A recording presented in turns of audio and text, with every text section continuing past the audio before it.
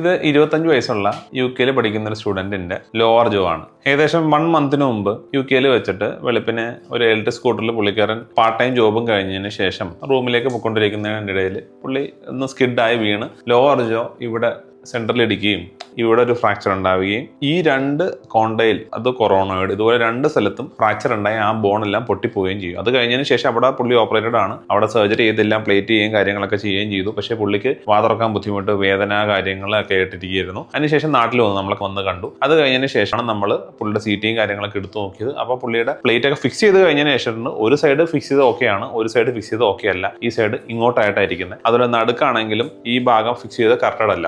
അപ്പോൾ എന്താ സംഭവിക്കുന്നത്? പേഷ്യന്റ് തുറക്കാൻ ബുദ്ധിമുട്ട് വരുന്നുണ്ട്, പെയിൻ വരുന്നുണ്ട്. അപ്പോൾ ഇതെല്ലാം കറക്ഷൻ ചെയ്യണമെന്നുണ്ടെങ്കിൽ റീ ആയിട്ടൊരു സർജറി ചെയ്യണം. അപ്പോൾ നമ്മൾ ഈ പേഷ്യന്റിന് റീ ആയിട്ട് രണ്ടാമത് സർജറി ചെയ്ത് ഇവരുടെ ഈ കറക്റ്റ് ആയിട്ട് ഫിക്സ് ചെയ്യാത്ത ഈ പോർഷൻ കറക്റ്റാക്കുകയും ഈ നടുക്കുള്ള പോർഷൻ കറക്റ്റായിട്ട് ഫിക്സ് ചെയ്യാത്തത് അതും കറക്റ്റാക്കി അവരുടെ ലോവർ ജോ കറക്റ്റാക്കി അവർക്ക് തുറക്കാൻ പറ്റുന്ന ഒരു കണ്ടീഷനിലേക്ക് എത്തിക്കുകയാണ് ചെയ്തത്. അപ്പോൾ ഈ പറഞ്ഞ പോലെ ഡിഫോംഡ് ആയിട്ടുള്ള ഫേസ് എല്ലാം തന്നെ മുഖത്തിന് എന്തെങ്കിലും വൈകല്യങ്ങൾ സംഭവിച്ചിട്ടുണ്ടെങ്കിൽ എല്ലാ മുഖ വൈകല്യങ്ങളും നമുക്ക് ശസ്ത്രക്രിയ ചെയ്ത് കറക്റ്റ് ചെയ്ത് റെഡിയാക്കാൻ പറ്റും. ചില കാര്യങ്ങൾക്ക് ശസ്ത്രക്രിയ പോലും വേണ്ടി വരത്തില്ല. അതല്ലാതെ തന്നെ മൈനർ സർജറീസ് വെച്ച് കറക്റ്റ് ചെയ്യാൻ പറ്റും.